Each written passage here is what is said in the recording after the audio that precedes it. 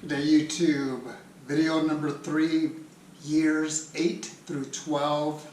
My time in the Air Force. At the 8-year mark, I had been promoted to First Lieutenant. I was still at Hickam Air Force Base.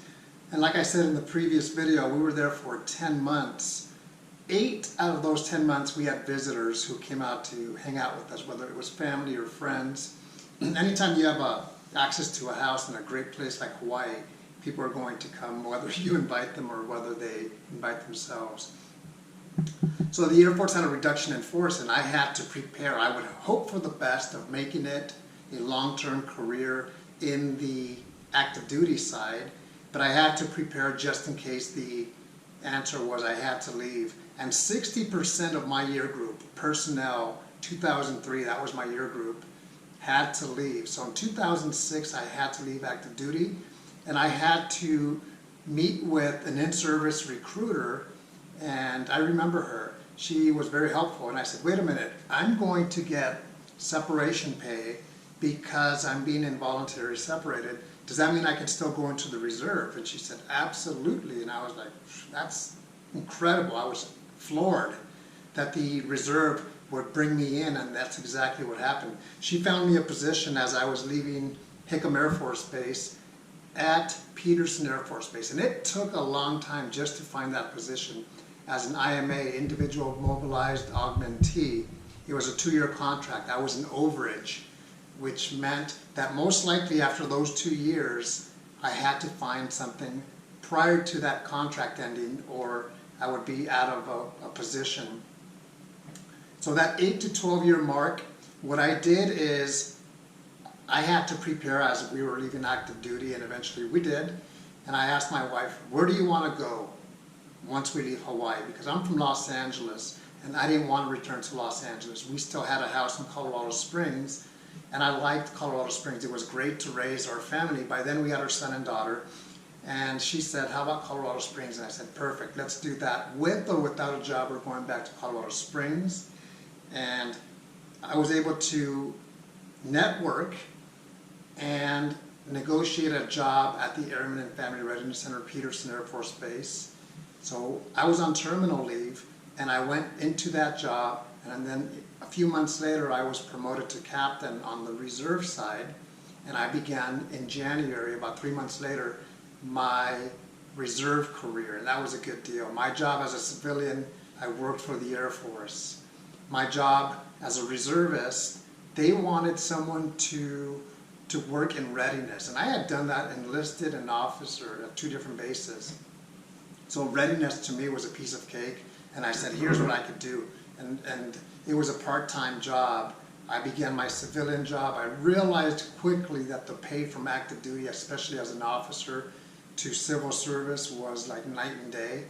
And the good thing is we left active duty with no debt, with the exception of our house at that time. And we returned right back to our house. Our kids went back to their schools, and they graduated eventually down the road with their friends. I got promoted to captain, like I said, and I got a phone call from a reserve headquarters in Georgia, Robins Air Force Base, and said, hey, we have a short notice tasking if you're interested for PME, Professional Military Education in Residence at Maxwell Air Force Base, Squadron Officer School. You have to be there in a few days. Can you make it, yes or no?